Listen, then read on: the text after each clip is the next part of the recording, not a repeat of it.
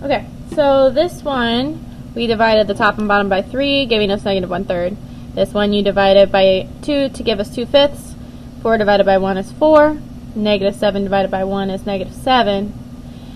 This one you have to remember your integer rules. A negative divided by a negative is a positive, so these guys actually cancel out, which is why I have a positive 2/3. Same thing here. This is the integer rule that's a positive divided by a negative, so this whole thing is a negative now. This whole thing is a negative now. This is like 12 divided by 0. If you have 12 cookies and 0 friends, that just doesn't work out. Why are you trying to hand out cookies to invisible people? Whereas this one, you have 12 friends and no cookies. So while your friends are sad, at least you have them.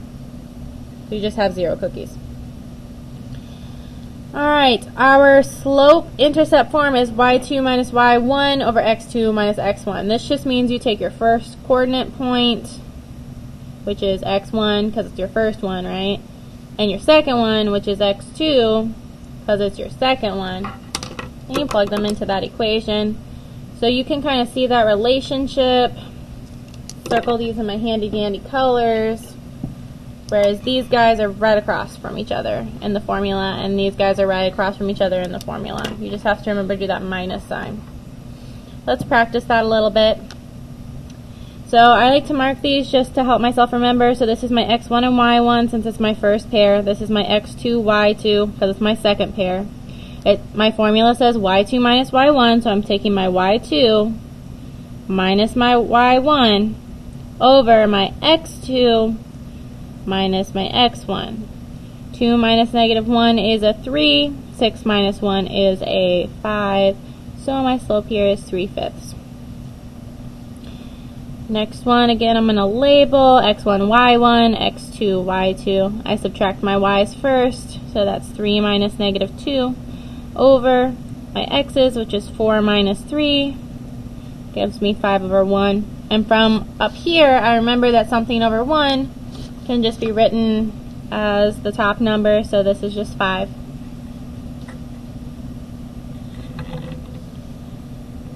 This guy is going to be my x and my y again, my x2 and my y2. I take my 7 minus my 7 over my 3 minus negative 1. 7 minus 7 is 0. 3 minus negative 1 is 4. Now, Mrs. Hicks doesn't remember things all the time, so she's going to go look back up here at my notes and see what a 0 on top means. And then I see these examples, so I'm like, oh yeah, undefined. So that's my answer.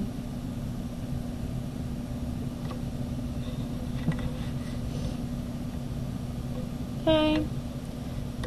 If you feel like you can do these 3 without me, go ahead and pause the video and do those 3. If you still need some help, continue watching, because I'm going to go through them real quick.